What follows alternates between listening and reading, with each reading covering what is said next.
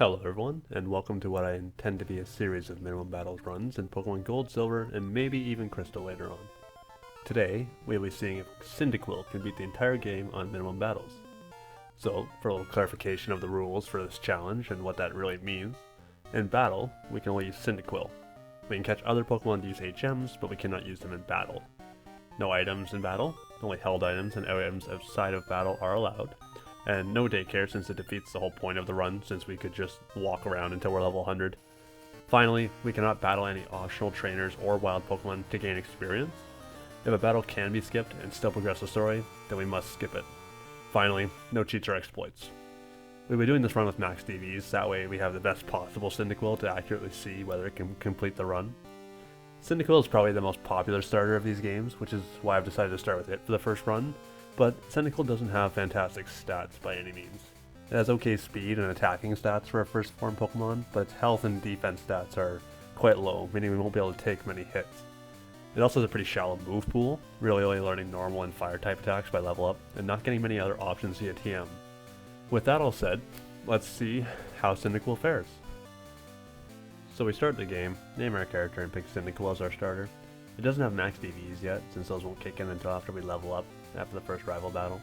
There's not much to say here, we basically just run around and gather up all the berries in the area, then run to Mr. Pokemon's house and let him lecture us about eggs and get our decks from Oak. The Rival 1 fight is exactly as it is in a normal playthrough, just spam tackle and win because we start with a berry. You can win without it, but we may as well use it since we get so many to start.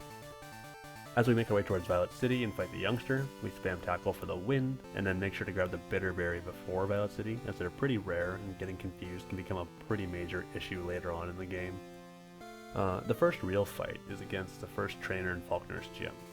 The Sprout Tower is actually completely optional in these games, so we go into this fight at level 7 and cannot get Flash for later.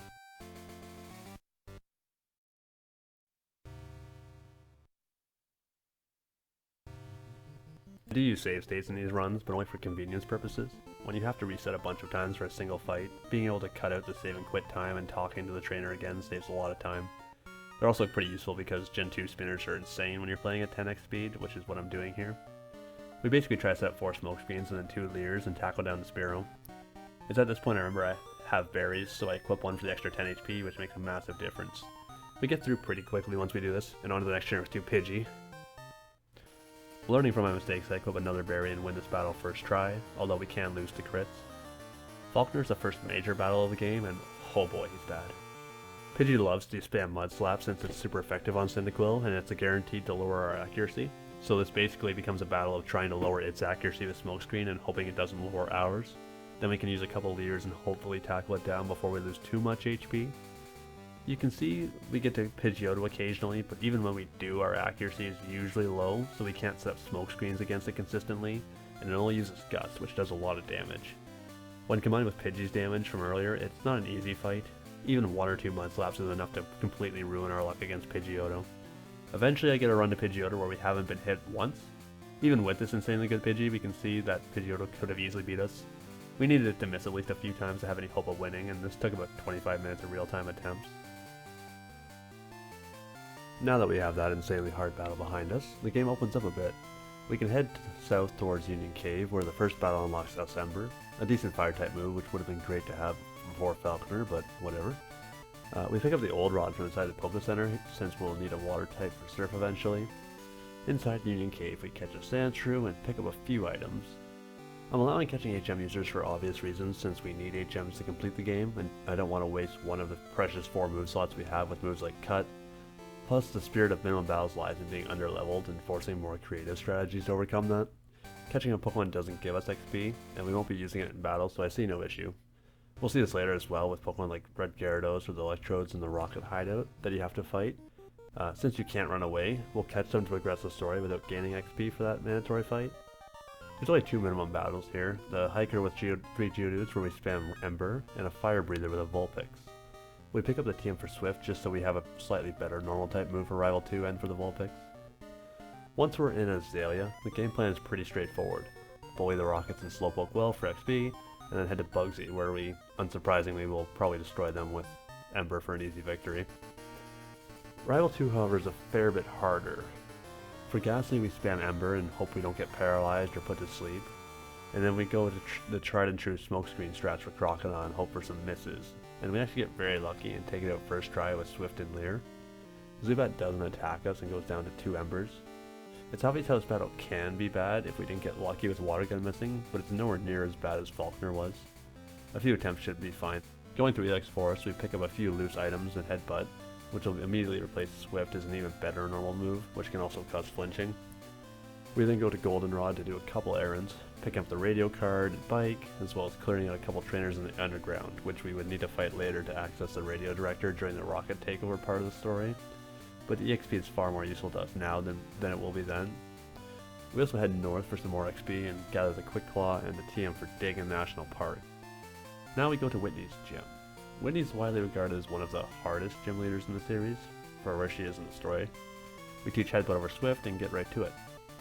Clefairy Metronome Sludge Bomb and poisons us instantly, so we reset. That attempt was pretty doomed. The next attempt, however, we spam Headbutt on Clefairy for flinches and 3-shot it pretty consistently. Now for Miltank. It loves to spam its iconic move Rollout, which has 90 base accuracy and does 2 times more damage with every consecutive hit, as well as Attract, which is basically a more annoying version of Paralysis. So our game plan is to make the already inconsistent Rollout miss more with Smokescreen and try to take it out with Ember, and it isn't long before we win. Less than 1 minute of real time, in fact. Despite her reputation, Whitney was actually pretty easy for Cyndaquil because we could exploit her already pretty bad accuracy. Our next steps are to grab the squirt bottle and head to Ecruteak, running away from the Sudowoodo to avoid getting some more XP, just because we can do that apparently. We teach Dig over Leer and battle the Kimono Girls for some bonus XP, and to get the Surf HM, and then head to Morty's gym. Nothing too interesting here, we just spam Dig and one-shot most of the trainers. Fun fact, you can actually skip the second trainer in this gym using an invisible path that most people don't know about. Morty isn't too challenging. We just equip a mint berry that we can pick up from the west of Ecruteak because Gengar likes to use Hypnosis. The mint berry cures sleep, so we just need 1 of his Hypnosis to miss, and then we hit 2 digs to take it down. From here we opt to go east to Mahogany Town first. We catch the old Dean using the old rod and serve across.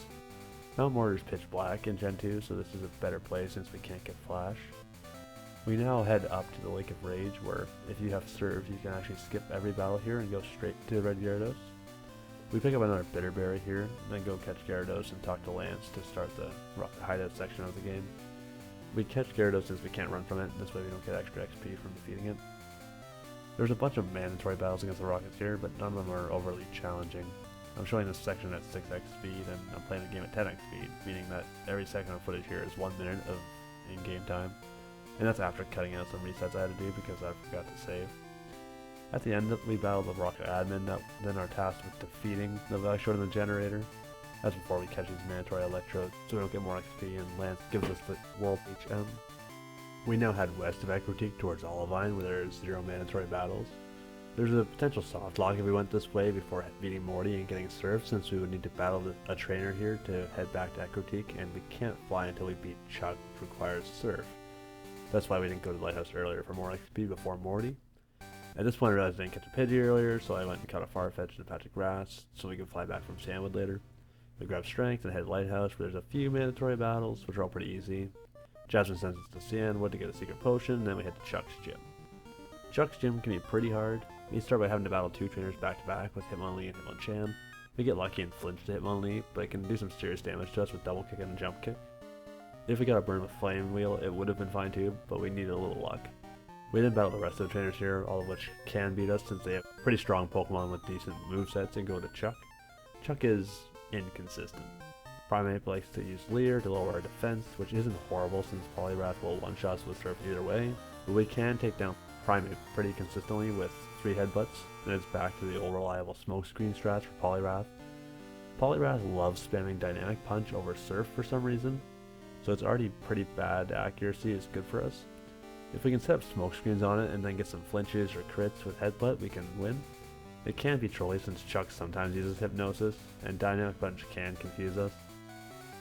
On the winning attempt against Morty, he actually didn't trigger our Mint Berry, so I still had it and used it for Poliwrath here since it sometimes uses Hypnosis. It isn't required, but it makes the fight a bit more reliable. We get Fly and head back to Olivine to give Jasmine the secret potion and head to her gym to fight her. She's the easiest gym leader since Bugsy. both Magnemite and are one-shot by Flame Wheel, and Steelix is a two-shot. I think the only way we could even lose is if Steelix got a high roll crit rock throw, and even then I'm not sure it would kill. Now for the last of the Gym Leader Gauntlet, we head to Pryce. He isn't bad either.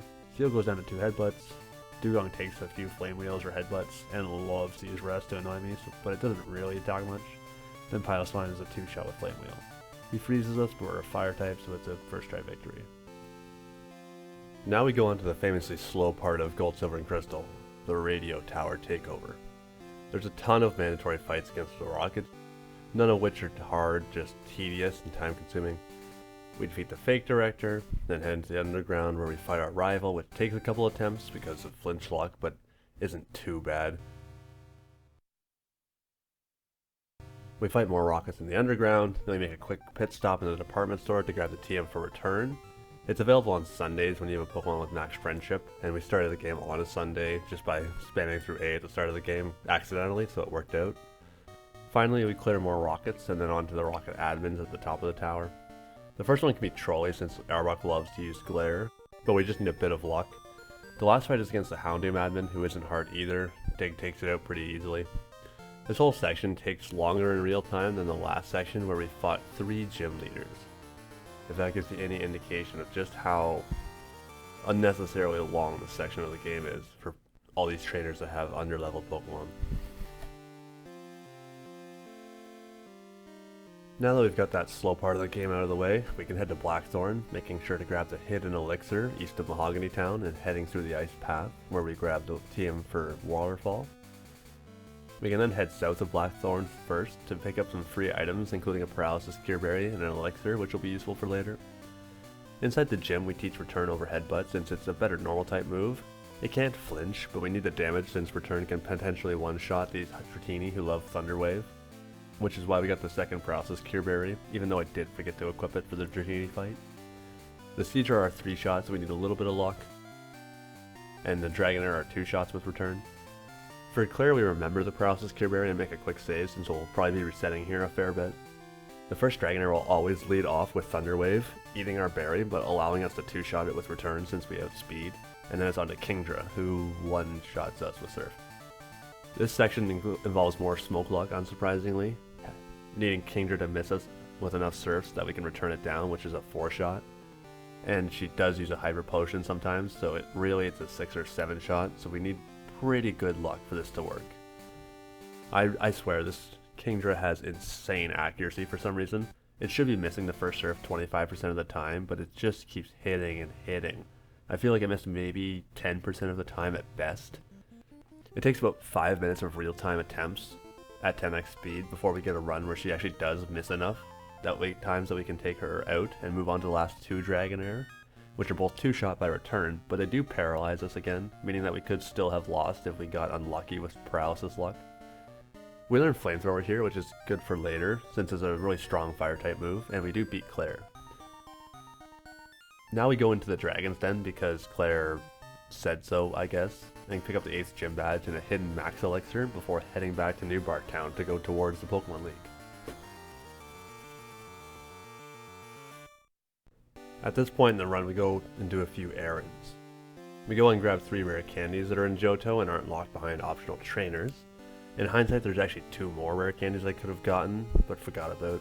There's one in the Whirl Islands and one in Mount Mortar in the Pitch Black, which I could have grabbed.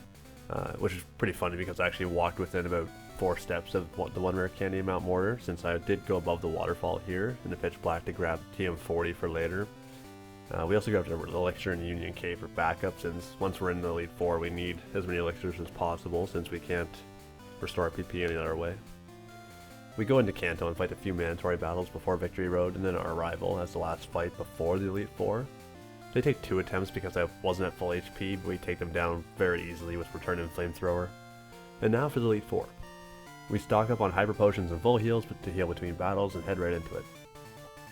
Will is first, and we equip one of the Bitter Berries we got because the first Sawtooth loves Confuse Ray, which makes life much harder for us. It does go down to 2 Flamethrowers though.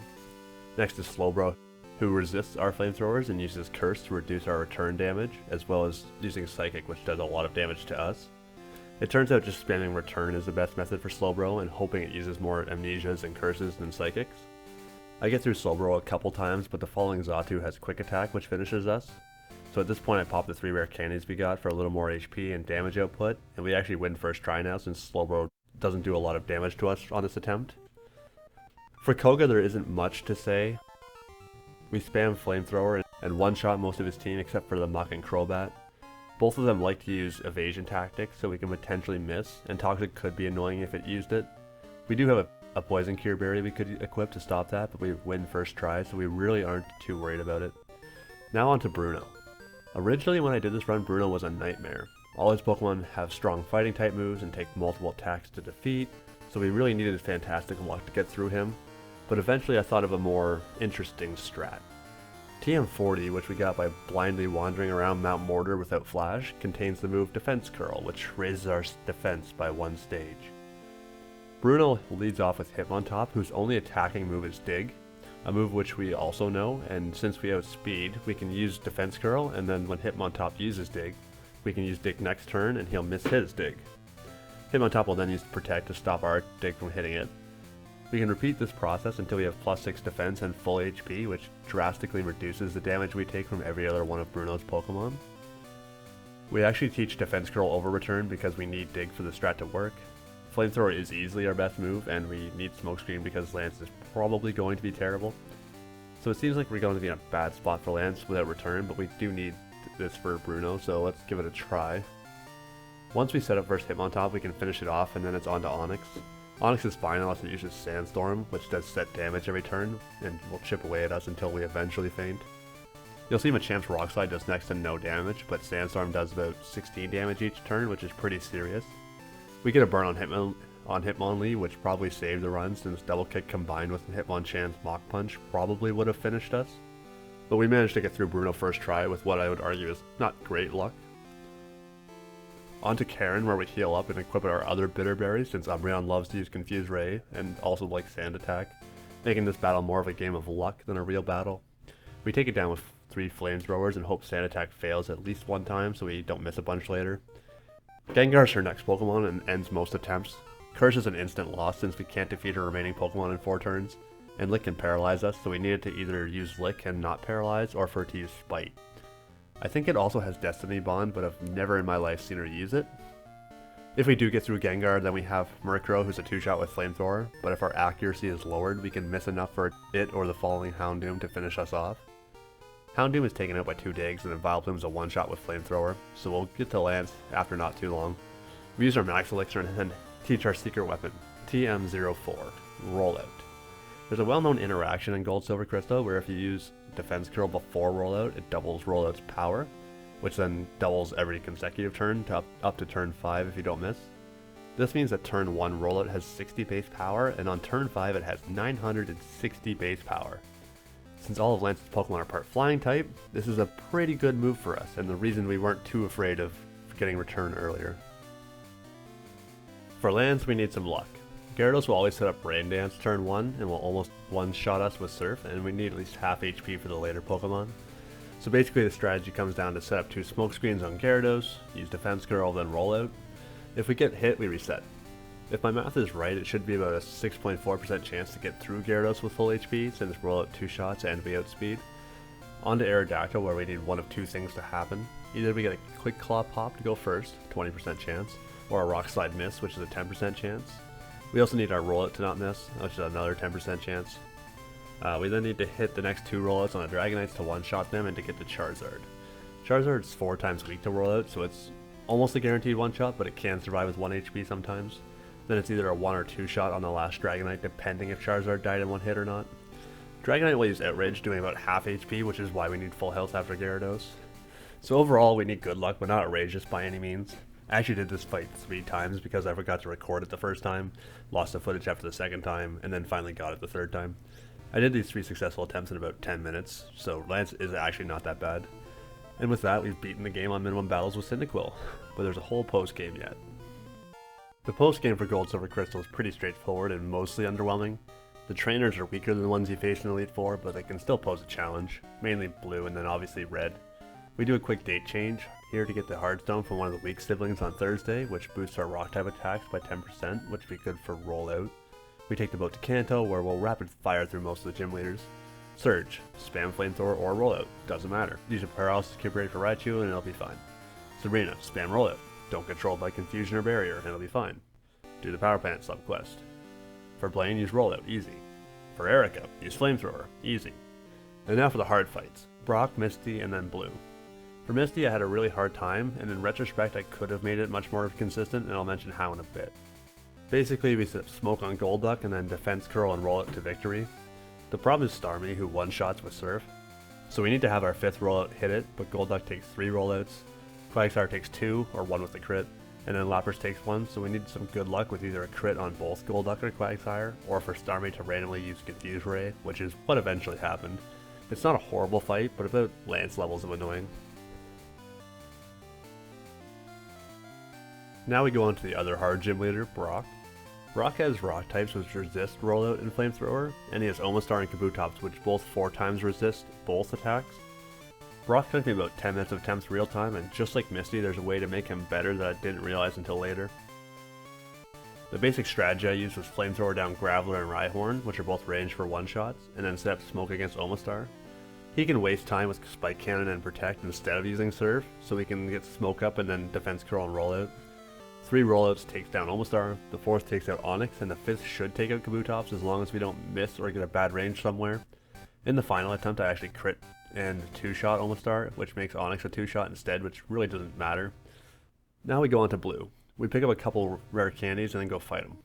I tried a lot of things here, setting up against Pidgeot, Rhydon, even Gyarados, but Blue is pretty trolly.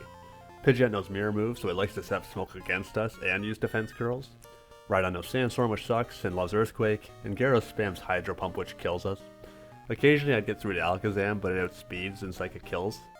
I did eventually win with this strat, but it was horribly unlikely to win and took about 20 minutes of real-time attempts. Eventually I realized something pretty obvious in hindsight. Why am I using Smokescreen? Well, because it lowers the opponent's accuracy, allowing me to set up. But it only lowers the current opponent's accuracy, it doesn't carry over from one Pokemon to the next. But Double Team does, and it's available for cheap at the Celadon Game Corner. So I taught it over Smokescreen, and it wasn't 2 minutes of attempts before I won.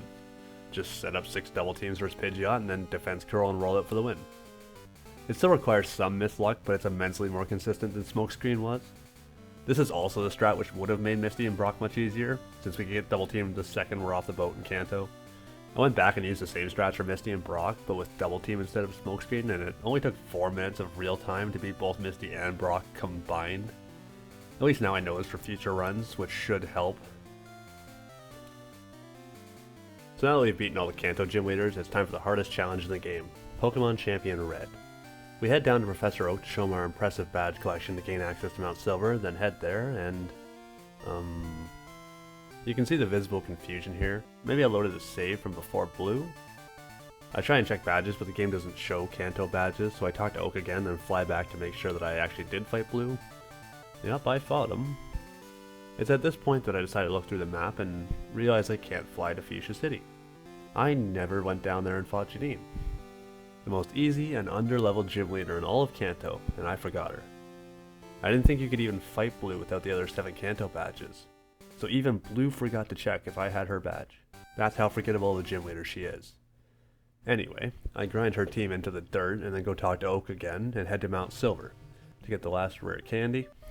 I then wander around in the dark and finally get to Red, and unsurprisingly, he's super hard. Pikachu spams Charm, which lowers our attack by 2 stages, which is an instant loss since we'll be mainly using Rollout for this fight.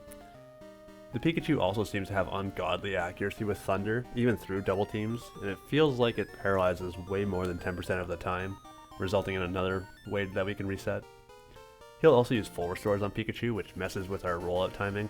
We can't equip a Paralysis Cure Berry because we have the Hardstone equipped for the extra rollout damage, which we absolutely need versus Pokemon like Snorlax and Blastoise, being so tanky. Even when we do set up versus Pikachu with our double teams, defense curls, and rollout, we still seem to be getting horrible luck with the next Pokemon in his team. Espeon, Blastoise, and Snorlax all take us out a few times by hitting through 6 double teams. Watching these resets, you can see that's a lot of resetting to Charm turn 1 or Thunder Paralysis. We don't get through Pikachu very much. Eventually we do get a run where we get through the Snorlax, and then our 5th and final rollout takes out Charizard, leaving us with his final Pokemon Venusaur. We use Flamethrower, and it's going to be a 2-hit KO.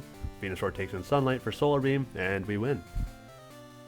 We have officially beaten Pokemon Gold in its entirety with only a Cyndaquil on minimum battles. We didn't even need to use items in battle. What a run.